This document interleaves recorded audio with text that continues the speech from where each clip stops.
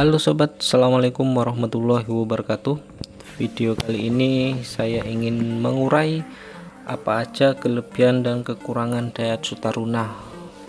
Oke teman-teman, untuk video ini saya dedikasikan terutama untuk para calon-calon pengguna Taruna baru. Biasanya yang ingin membeli mobil kan mencari tahu dulu apa aja kekurangan dan kelebihannya. Jadi video ini saya tujukan untuk para pengguna member baru, mungkin sedang mencari informasi seputaran Daihatsu Taruna. Namun bagi teman-teman yang baru mampir, tidak ada salahnya jika teman-teman membantu channel ini berkembang dengan cara subscribe, like, ataupun share jika video ini bermanfaat. Bagi teman-teman yang juga ingin mengetahui seputaran Daihatsu Taruna dari modifikasi maupun hal-hal yang biasanya menjadi problem pada Daihatsu Taruna, silahkan teman-teman cari di video yang lain di channel ini. Insya Allah ada beberapa video yang mungkin bermanfaat bagi teman-teman semuanya. Oke teman-teman, sebenarnya video ini saya buat tidak untuk menggurui atau merasa mahir di bidang otomotif khususnya Daihatsu Taruna. Cuman saya hanya ingin berbagi pengalaman suka dan dukanya menggunakan Taruna. Sebenarnya saya juga merupakan pengguna baru 4 tahunan, jadi sudah mengalami suka dan dukanya merawat Daihatsu Taruna. Oke, saya awali dari info teman-teman. Jadi untuk Daihatsu Taruna itu banyak sekali tipe. Ada yang 2 tipe yang paling utama, yaitu dari sasisnya teman-teman. Ada yang tipe pendek dan tipe panjang dengan kode C dan F. Jadi untuk tipe yang pendek ada tipe CL, CX, CSX, CSR. Kemudian untuk yang panjang ada FL, FX, FGZ, FGX dan Oxy. Itu yang paling terakhir dan paling mutakhir menurut saya. Jadi teman-teman juga harus membedakan dari tipe-tipenya ini, karena dari tipe ini juga biasanya sesuai dengan harga teman-teman. Jadi harga yang rendah dan harga yang tinggi itu tergantung dari tipenya juga. Jadi untuk tipe yang terendah itu adalah tipe L, CL maupun FL, itu adalah tipe terendah untuk Daihatsu Taruna. Kemudian untuk permesinan juga ada 2 tipe untuk Taruna, ada yang tipe karbu dan tipe injeksi. Ya mungkin itu dulu untuk awalan pembukanya untuk video ini. Selanjutnya saya bahas dari segi keunggulannya dulu ya teman-teman. Jadi dari keunggulannya ini bisa kita lihat dari segi harga. Dari harga itu sangat terjangkau untuk model mobil keluarga ya teman-teman, dengan model yang masih ya nggak ketinggalan zaman lah menurut saya, tetapi harganya sangat terjangkau, yaitu di kisaran 55 sampai 80 juta sesuai dengan tipe dan kondisi kendaraan teman-teman. Jadi ini sangat cocok bagi yang ingin mempunyai atau memiliki mobil besar tapi dengan budget yang minim. Kemudian untuk yang kedua kelebihannya mungkin dari spare part teman-teman. Spare partnya sangat melimpah ruah, dimana-mana juga tersedia, karena Daihatsu Taruna merupakan mobil keluaran dari salah satu merek yang sangat kondang di Indonesia, yaitu Daihatsu, kondang atau terkenal. Jadi untuk spare part kita bisa memilih untuk ingin menggunakan yang original ataupun KW, itu sudah tersedia. Kalaupun tidak tersedia untuk Taruna, mungkin bisa diaplikasikan dari mobil-mobil sejenis atau yang dari merek Daihatsu. Mungkin ada yang menggunakan spare part dari Grand Max atau Zebra dan lain sebagainya teman-teman. Kelebihan ketiga mungkin dari ground clearance-nya yang cukup untuk kondisi jalan-jalan pedesaan di Indonesia teman-teman. Jadi untuk yang sering naik turun gunung ini sangat cocok untuk melibas jalan-jalan yang sedikit berbatu maupun sedikit berlumpur, apalagi kalau sudah dimodifikasi auto teman-teman. insya Allah aman di segala medan. Jangankan untuk lumpur, untuk sungai pun biasanya mampu untuk mengatasinya. Untuk kelebihan berikutnya, kelebihan keempat, saya rasa dari model bodinya yang sangat sporty teman-teman. Jadi untuk desainnya tidak ketinggalan zaman, karena mobil ini termasuk mobil yang udah usur, tetapi sampai sekarang jika disandingkan dengan mobil-mobil keluaran terbaru tidak kalah desain atau tidak kalah model dari segi bodinya. Karena kalau menurut saya pribadi, untuk penampilan atau bodi dari Daihatsu Taruna ini keluar lebih cepat dari zamannya, seperti itu teman-teman. Kita tahu pada tahun 2000-an Taruna adalah mobil yang sangat-sangat istimewa untuk kalangannya pada waktu itu. Kelebihan selanjutnya mungkin dari plat bodinya cukup tebal jika dibandingkan dengan mobil-mobil sekarang, mobil-mobil LCGC ya dan sejenisnya itu. Kita tahu jika mobil-mobil yang keluaran lama itu biasanya mempunyai bodi yang biasa disebut bodi kaleng, jadi lebih tebal, artinya ndak mudah penyok teman-teman.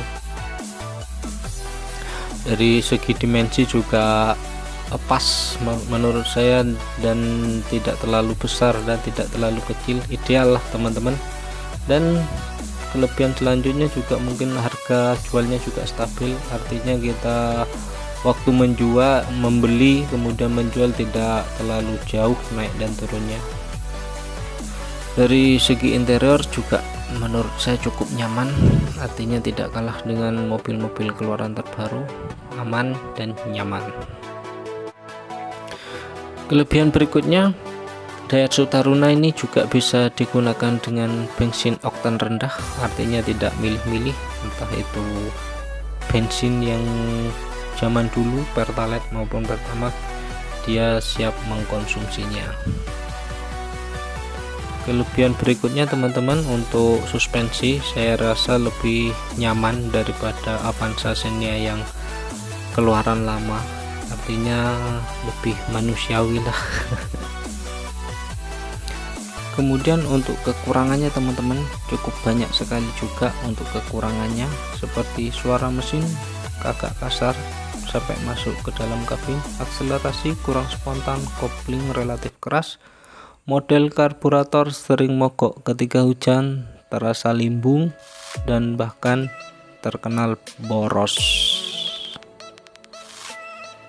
Namun bagi teman-teman yang punya niatan atau ingin meminang Daihatsu Taruna, jangan berkecil hati dahulu, karena kami para pecinta Taruna mempunyai solusi untuk setiap dari kekurangan Daihatsu Taruna.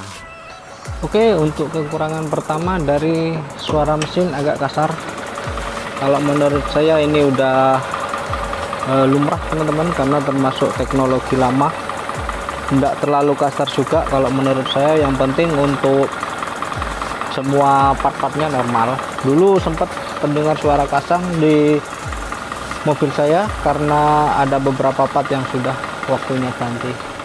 Kalau untuk sekarang beginilah suara ketika keadaan stasioner, bisa teman-teman dengarkan sendiri apakah termasuk kasar atau tidak.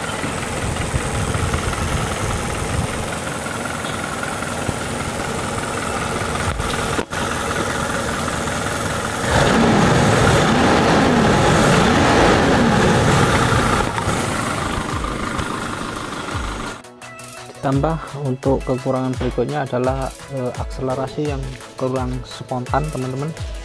Saya rasa saya mengakui emang ini untuk akselerasinya kurang spontan dibandingkan untuk mobil-mobil lain. Ya salah satu untuk sedikit mengatasinya, artinya tidak bisa menyamakan dengan mobil lain teman-teman. Saya hanya menambahkan seperti ini, grounding, terus untuk pengapian kita tambahkan step up. Kalau untuk pemasangannya ada di video saya yang lain. Itu cukup membantu teman-teman, untuk membantu sedikit spontanitas untuk akselerasinya. Untuk kopling yang katanya relatif keras, ya memang sedikit keras. Cuman di sini kami ada part tambahan teman-teman, atau katakanlah hasil oprean dari teman-teman Taruna. Itu ya teman-teman, kita hanya menambahkan panjang plat tuas kopling sehingga pijakan kopling menjadi lebih ringan.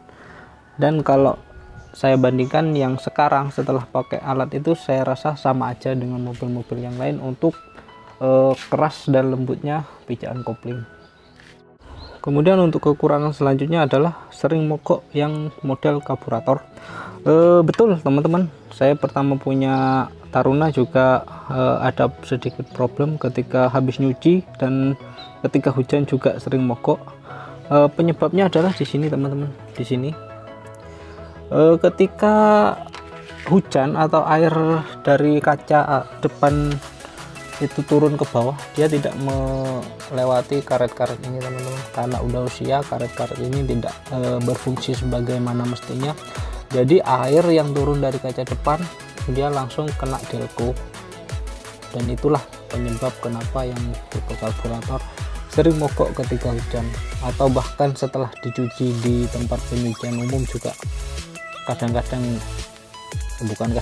pastinya juga mogok kalau kita tidak menjaga seperti ini teman-teman. Ini adalah talang air namanya, bisa dibuat dari apa aja teman-teman. Fungsinya hanya untuk melindungi delco agar tidak kena air waktu ada air dari atas, seperti itu teman-teman. Sangat bermanfaat. Setelah pakai ini jangankan hujan, badai juga tidak akan mogok. Juga sekedar contoh teman-teman, jadi kaca depan akan saya semprot menggunakan air. Bagaimana jalur keluarnya air?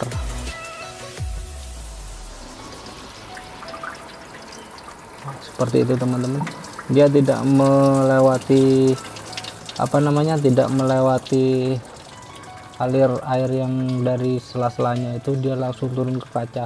Dan bisa dibayangkan kalau itu tidak ada talang air, pasti delconya langsung basah teman-teman, dan itu akan menyebabkan mati mendadak ketika di jalan. Kemudian juga terasa limbung. Oke, memang terasa terlimbung sampai saat ini. Kalau yang masih standar, kalau selama saya pakai, punya teman-teman juga yang masih standar, itu pasti terasa limbung teman-teman. Cuman yang punya saya ini udah alhamdulillah udah aman. Yang saya prediksi mungkin penyebabnya karena saya memakai velg yang lebih lebar dari standarnya teman-teman. Jadi untuk tapak ke tanah itu dia lebih lebar sehingga sedikit mengurangi limbung. Kemudian untuk suspensinya juga saya naikkan sekitar 4 cm, maksud saya untuk dudukannya saya naikkan 4 cm. Itu menyebabkan suspensi sedikit keras, namun itu sangat mengurangi untuk kelimbungannya teman-teman. Jadi untuk saat ini untuk kecepatan katakanlah 80 ketika tikungan itu masih aman, dan tanpa harus kita mengurangi kecepatan terlebih dahulu. Ini juga berpengaruh teman-teman, jadi tidak semua tipe Taruna ada stud bar ini juga bisa mengurangi limbung. Jadi kalau yang belum ada sepertinya, alangkah baiknya juga dikasih dibikinkan kostum, atau mungkin ada yang barunya. Ini yang punya saya udah bawaan dari mobilnya yang tipe CX. Kelemahan terakhirnya adalah boros ya, boros memang penyakit dasar dari mobil ber-cc besar ya teman-teman, apalagi masih menggunakan teknologi yang lama. Jadi yang kita katakan boros di sini sebenarnya itu relatif, karena jika dibandingkan dengan cc-nya itu menurut saya sepadan. Cuman ada beberapa Taruna yang pengen irit itu bisa kita ngoprek di daerah karburator, atau bahkan ada teman-teman dari daerah lain itu mengganti satu set dengan karburator kijang, dan itu sangat membantu untuk mengurangi keborosannya.